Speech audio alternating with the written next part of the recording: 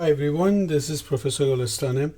I want to show you the potential of the two half cells, one of them being copper and the other one being zinc.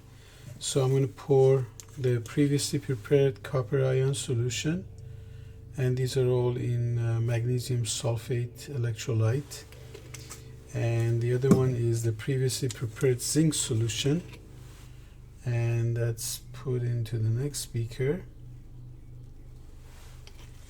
And we now put the electrodes in,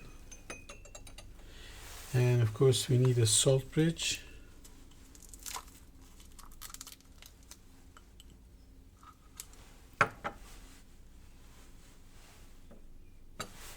And let's measure the potential.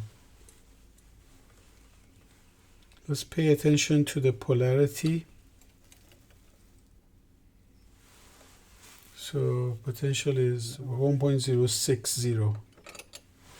Okay, now we're going to measure the potential between this solution. Actually, I'll take this one out because we have to transfer it anyway. So we'll just put this over here.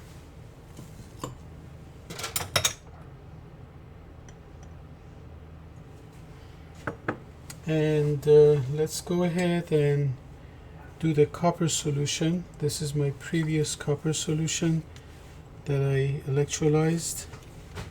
So we're going to put copper over here, 40 milliliters, and we'll put the copper electrode in copper. And now we're going to put the graphite in the hypochlorite solution. So let's go ahead and measure the potential. I'm going to cover this solution so that I can keep it in fresh state. Alright, so let's connect our voltage probes. Let's see. Well, we do need a salt bridge.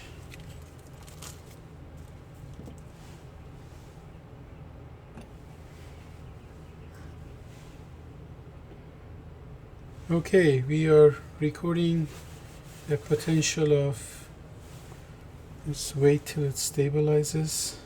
Don't need this.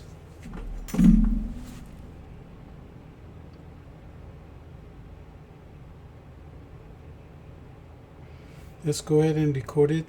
0.880 is good enough for this. And now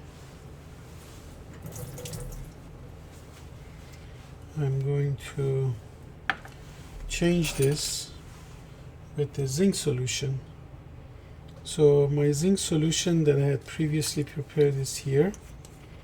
And let's go ahead and pour that into a little beaker for measurement. So again, 40 milliliters roughly. And we'll put our zinc probe in and salt bridge and the potential to change the probe. So notice the polarity of the positive is connected to the graphite. So let's record this potential, 1.882 volts. And I also want to mention that this here is another aspect of practical application that's used in drinking water treatment. There's a media that's used that's called KDF Media. It's basically a mix of copper and zinc, brass. And the KDF, because of its zinc content, it's just this granulated metal that's basically brass of a certain composition of zinc and copper.